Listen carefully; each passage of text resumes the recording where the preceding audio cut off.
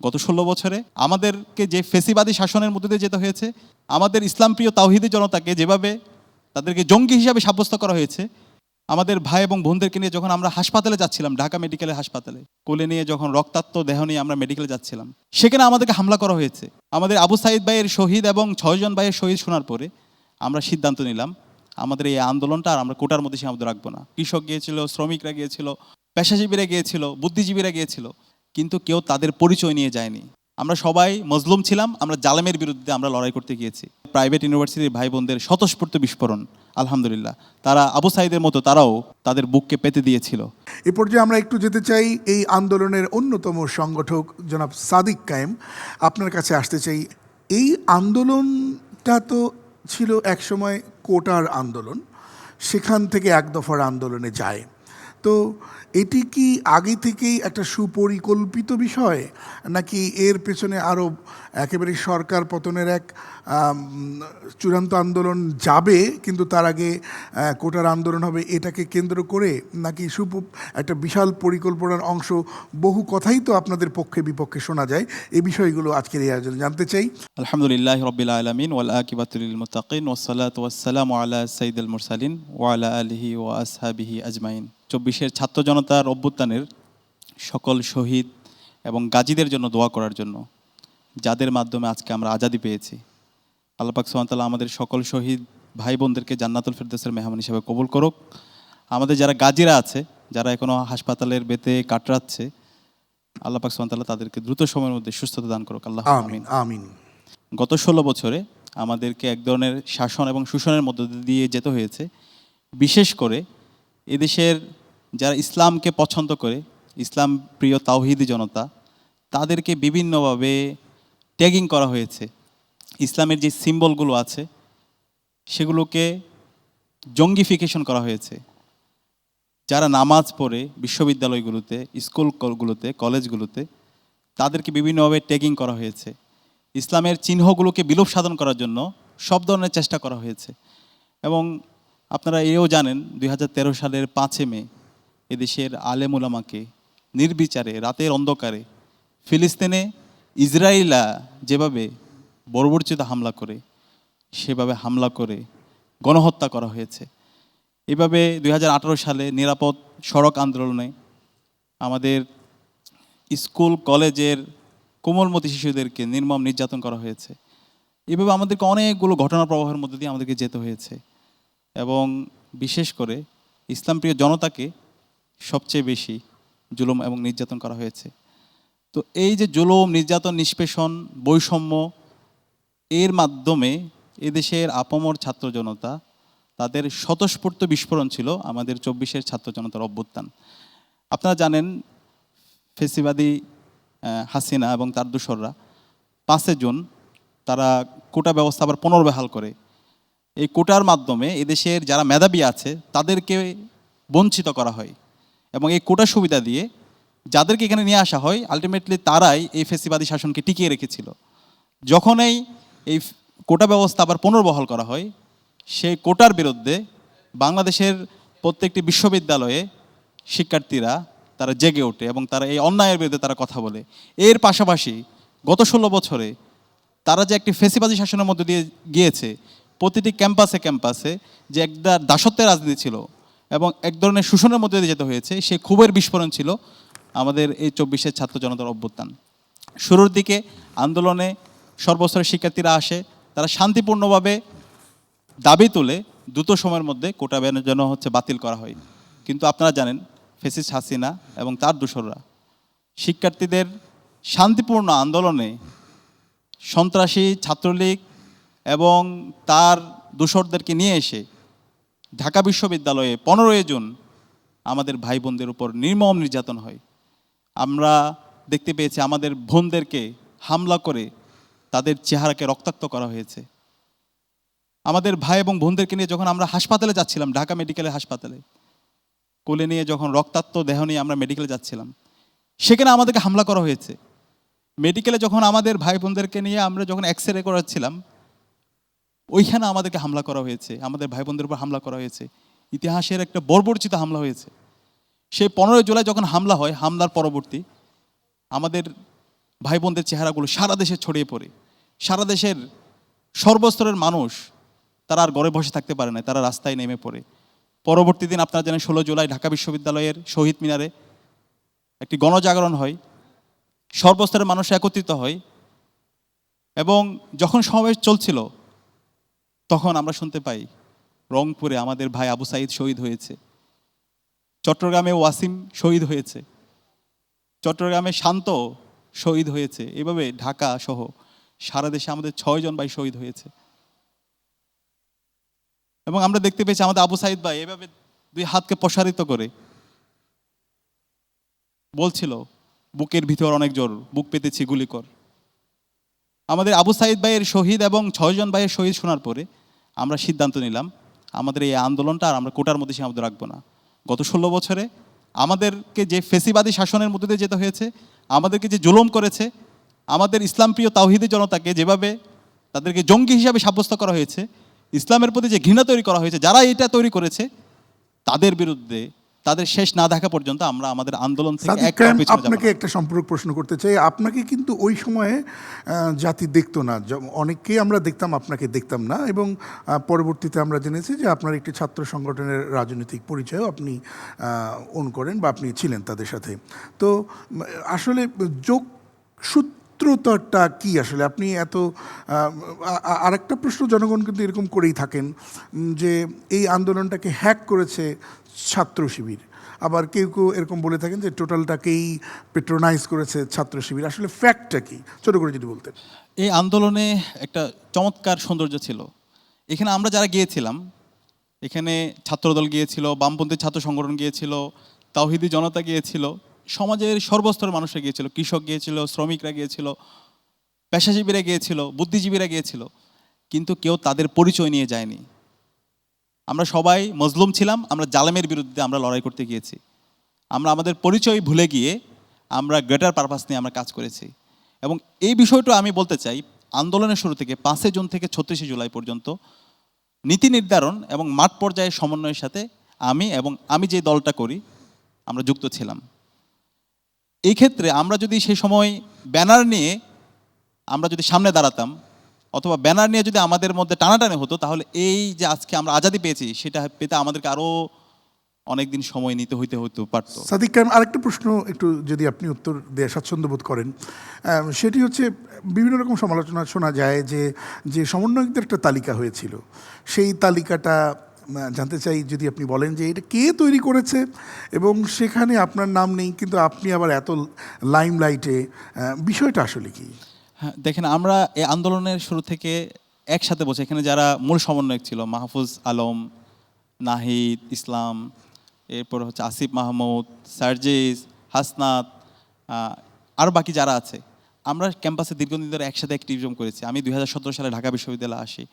এরপর থেকে আমরা দীর্ঘদিন ধরে আমরা ফেসিবাদী শাসন শোষণের বিরুদ্ধে একসাথে কাজ করেছি এবং তারা আমাকে চিনতো, আমার পরিচয় সহ তারা জানতো সব কিছু। এবং আন্দোলন যেদিন শুরু হয় সেদিনও আমরা একসাথে বসে আমরা সিদ্ধান্ত গ্রহণ প্রক্রিয়া আমরা একসাথে কাজ করেছি। কিন্তু আমি যেহেতু ওই সময় ঢাকা বিশ্ববিদ্যালয়ের ছাত্র শিবিরের সভাপতি ছিলাম, সেই জায়গা থেকে সমন্বয়ক তালিকা যদি সরাসরি আমার নাম থাকে, এর মাধ্যমে একটি বিভাজন হতে পারতো। সেই কারণে আমরা সামগ্রিকতার কথা চিন্তা করে, বৃহত্তর স্বার্থের কথা চিন্তা করে সেই তালিকায় আমাদের নাম রাখিনি। সাদিক কায়েম ভাই, আন্দোলনের বিষয়টা তো এরকম যে একটা শক্তিশালী সংগঠন এবং তাদের যোগাযোগ ব্যবস্থা এবং চেইন অফ কমান্ড এবং আদেশ নিষেধ পালন করা বা আনুগত্য বা মুহূর্তের মধ্যে এই লোকগুলোকে করবার ক্ষেত্রে যে ধরনের শক্তিশালী কমিউনিকেশন দরকার, ওই সময় তো বিচ্ছিন্ন, বিক্ষিপ্ত, বিক্ষুব্ধ জনতা কিন্তু মানুষকে মুহূর্তে মুহূর্তে কাছে টানা, রাতের বেলা যাও, সকালবেলা নামো, এখন কেউ থাকবে না, ওদেরকে দেখো, এই যে যোগাযোগ ব্যবস্থাপনাটা আসলে মানে এটা আসলে কিভাবে হলো, কিভাবে সম্ভব, কারা করলো এটা? আমাদের 24-এর ছাত্র জনতার যে আন্দোলন হয়েছে, এই আন্দোলনে একক কোনো মাস্টার মাইন্ড নাই। আমরা চেষ্টা করেছি নীতি নির্ধারণমূলক কাজগুলো করার জন্য এবং মাঠ পর্যায়ে সমন্বয়ের জন্য। আমাদের যদি মাস্টার মাইন্ড বলে, আমাদের শহীদেরা আমাদের মাস্টার মাইন্ড। আমাদের যারা গাজীরা আছে তারাই আমাদের মাস্টার মাইন্ড। তাদের আত্মত্যাগের মাধ্যমে, তাদের স্যাক্রিফাইসের মাধ্যমে আজকে আমরা ফেসিবাদ মুক্ত বাংলাদেশ পেয়েছি। তারা যে সাহস দেখিয়েছেন, ফেসিবাদের প্রশ্নে তারা যেভাবে লাল কার্ড দেখিয়েছেন, তাদের বুককে পেতে দিয়েছেন, সেটার মাধ্যমে আজকে আমরা ফেসিবাদ মুক্ত বাংলাদেশ পেয়েছি। বাংলাদেশের কওমি মাদ্রাসা, আলিয়া মাদ্রাসা বা মাদ্রাসা শিক্ষা ব্যবস্থার সঙ্গে যে সকল ছাত্র জড়িত, তাদেরকে কেউ খুবই উপেক্ষা করেন, আবার এও আমরা দেখি যে 100-এরও উপরে তারা শহীদ হয়েছেন। আপনারা মাঠে ময়দানে কি দেখেছেন? এই আন্দোলনে বিশেষ করে কওমি মাদ্রাসার শিক্ষার্থীদের অসাধারণ ভূমিকা ছিল, আলিয়া মাদ্রাসার শিক্ষার্থীদের অসাধারণ ভূমিকা ছিল, আলেম ওলামাদের অসাধারণ ভূমিকা ছিল। বিশেষ করে এই ফেসিবাদী শাসনের সময়ে, এই জুলুম নির্যাতনের সময়ে মসজিদগুলোতে আলেম ওলামারা যে সাহস প্রদর্শন করেছেন, তারা ফেসিবাদের বিরুদ্ধে কথা বলেছেন, এবং জুমার নামাজের পরে সবচেয়ে বড় বড় মিছিলগুলো প্রত্যেকটা মসজিদ থেকে বের হয়েছিল, যেটা ফেসিবাদের তাদের শাসনকে, তাদের ভয়ে আতঙ্ক তৈরি করেছিল। তো আলেম ওলামাদেরকে অভ্যুত্থান পরবর্তী তাদেরকে যেভাবে স্বীকৃতি দেওয়া দরকার ছিল, তাদেরকে আমরা সেটা দিতে ব্যর্থ হয়েছি। রাষ্ট্রের তাদের জন্য এটাকে কিন্তু দায়- মসজিদগুলোতে কথা বলা খুব চ্যালেঞ্জ ছিল, এই জন্যে যে প্রায় 95% মসজিদের কমিটির প্রেসিডেন্ট, সেক্রেটারি এবং অন্যান্য বড় যারা দায়িত্বশীল ছিলেন, তারা কিন্তু সবাই ফেসিবাদের দোসর অথবা ফেসিবাদের সাথে সরাসরি যুক্ত ছিলেন। সেখানে কথা বলা তো বড় চ্যালেঞ্জের ব্যাপার ছিল।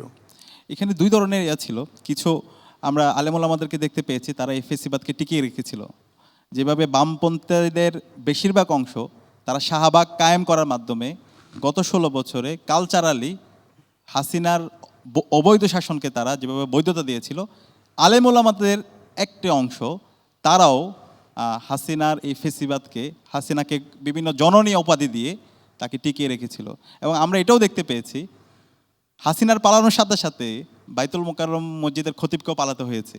এরকম অনেকগুলো মসজিদের খতিবকে পালাতে হয়েছে, যেটা পৃথিবীর ইতিহাসে খুবই রেয়ার ঘটনা, কদাচিৎ এই ধরনের ঘটনাগুলো হয়েছে।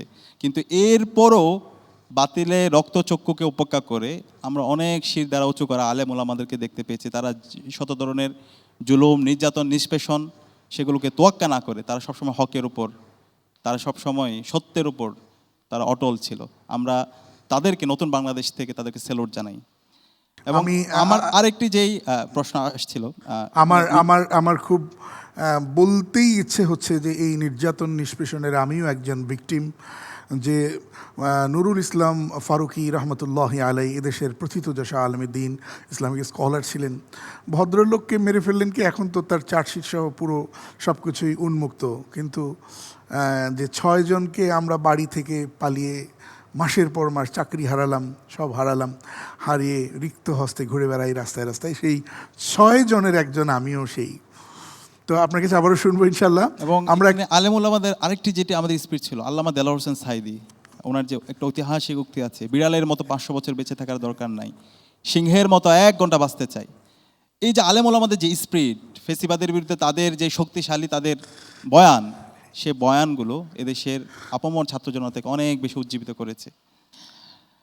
আপনারা জানেন, আবু সাইদ সহ 6 জন ভাই যেদিন শহীদ হয় 16 জুলাই, 17 জুলাই আমরা ঢাকা বিশ্ববিদ্যালয়ে গাইবানা জানাজা আয়োজন করি। সেই গাইবানা জানাজায় আমাদের উপর নির্মম হামলা হয় এবং পরবর্তীতে ঢাকা বিশ্ববিদ্যালয়ে ভ্যাকেন্সি ঘোষণা করা হয়। ঢাকা বিশ্ববিদ্যালয় থেকে আন্দোলনটা শুরু হয়েছিল, সেই ঢাকা বিশ্ববিদ্যালয় যখন বন্ধ করে দেয়, তখন কি করা যায় পরবর্তী পদক্ষেপ, সে নিয়ে আমরা চিন্তা করছিলাম। এবং মূল সমন্বয়ক নাহিদ, আসিফ এবং মাহফুজ আব্দুল ভাইয়ের সাথে আমার কথা হচ্ছিল। একই সাথে আমরা ওই সময় কেন্দ্রীয় সেক্রেটারি এবং কেন্দ্রীয় সভাপতির সাথে কথা হচ্ছিল। আমরা সিদ্ধান্ত নিলাম এই আন্দোলনটাকে আমরা সব জায়গায় ছড়িয়ে দেব, সারা দেশে ছড়িয়ে দেব।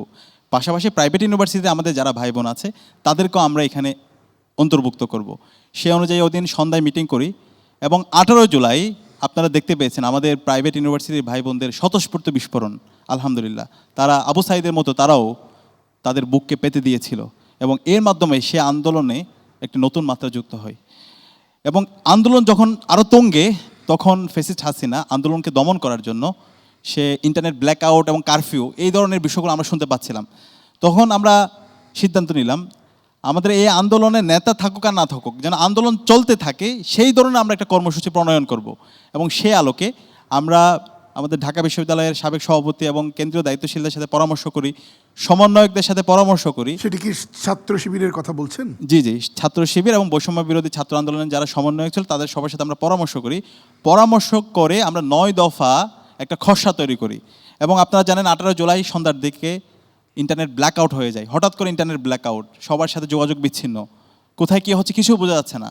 তো আমরা পরবর্তী দিন সকালে 19শে জুলাই জুমাবার ছিল, সকাল থেকে মুক্তিকামী জনতা ঢাকার বিভিন্ন জায়গায় তারা নেমে পড়ে এবং আমরা তখন কারোর সাথে যোগাযোগ করতে পারতেছিলাম না, যেহেতু ইন্টারনেট নাই। তখন আমি তখন তৎকালীন বিশ্ববিদ্যালয়ের সেক্রেটারি ছিল ফরহাদ ভাই, আব্দুল কাদেরের সাথে, যিনি একজন সমন্বয়ক ছিল দ্বিতীয় লেয়ারের, আমরা আব্দুল কাদেরের সাথে কথা বলি এবং এই 9 দফার যে খসড়া, সেই খসড়াগুলো আমরা তাকে পাঠ করে শোনাই অফলাইন ফোনের মাধ্যমে। আচ্ছা, এরপরে আব্দুল কাদের সম্মতি দেয় এবং তার নামে আমরা 9 দফাগুলো প্রত্যেকটা মিডিয়া হাউসে প্রেরণ করি। এবং ওই সময়ের কথা চিন্তা করেন, আমাদের আজকে যিনি সম্মানিত গাজী ভাই এসেছেন, আবদুল্লাহ ভাই, 19 তারিখ ভাই আহত হয়েছে। সেদিন যাত্রাবাড়ি থেকে শুরু করে রামপুর আবাড্ডা প্রত্যেকটা জায়গায় শত শত আমাদের লাশ পড়েছিল, হাসপাতালে লাশের আমরা সারি দেখতে পেয়েছিলাম। সেই সময়ে আমরা 9 দফা আব্দুল কাদের থেকে পেন ড্রাইভে নিয়ে এসে প্রত্যেকটা মিডিয়া হাউসে পৌঁছে দিয়েছি, অফলাইনে ট্যাক্স করে। আপনি আমরা যে ইতিহাস, মানে এটা তো ইতিহাসের একটা পার্ট, কিন্তু এই ইতিহাস কিন্তু বহুভাবে রচিত হচ্ছে। আপনারা এই সত্য ইতিহাসকে সংরক্ষণের কোনো চিন্তা উদ্যোগ আছে কিনা আপনাদের? জি, অবশ্যই অবশ্যই আমরা ইতিহাস লিখছি এবং ইতিমধ্যে আব্দুল কাদের নিজে স্বীকৃতি দিয়েছে 9 দফাটা কিভাবে হচ্ছে লেখা হয়েছে, কিভাবে করা হয়েছে এবং হিস্ট্রিক্যাল করাপশন যেন না হয়, সে জায়গায় আমরা সবাই কাজ করছি এবং আমাদের সবাইকে আহ্বান করবো, আপনারা যে যাই করেছেন প্রত্যেক জিনিসগুলো আপনারা লিখে রাখেন, যেন এখানে ইতিহাসের বিকৃতি না হয়। এবং এই 9 দফাটা এমনভাবে প্রণয়ন করা হয়েছে, আপনারা যদি দেখেন, নেতা থাকুক আর না থাকুক, আন্দোলন যেন চলতে থাকে। এবং 9 দফার প্রথম দফায় ছিল ছাত্র হত্যার দায় নিয়ে জাতির কাছে খুনি হাসিনাকে ক্ষমা চাইতে হবে, প্রকাশ্যে ক্ষমা চাইতে হবে। এবং এই প্রথম দফার মধ্যে কিন্তু এক দফা আছে। তো এভাবে হচ্ছে 19 তারিখ থেকে 2 জুলাই পর্যন্ত পুরো আন্দোলন সমন্বয় করা, সারা দেশের সকল অংশীজনদের সাথে যোগাযোগ করা, পলিসি মেকিং করা, মাঠ পর্যায়ে সমন্বয়, এই সব কিছুর সাথে আমরা যুক্ত ছিলাম। পাশাপাশি এদেশের আপামর ছাত্র জনতা, কৃষক, শ্রমিক, সোশ্যাল মিডিয়া ইনফ্লুয়েন্সার, মিডিয়া ব্যক্তিত্ব, সাংস্কৃতিক কর্মী, আলেম ওলামা, কওমি আলিয়া, ডান বাম, ছাত্র সংগঠনের নেতৃবৃন্দ, রাজনৈতিক সংগঠনের নেতৃবৃন্দ, সবার সম্মিলিত বিস্ফোরণের মাধ্যমে আমরা 36শে জুলাই ফতেহ গণভবনের মাধ্যমে আজকে আমরা আজাদি পেয়েছি।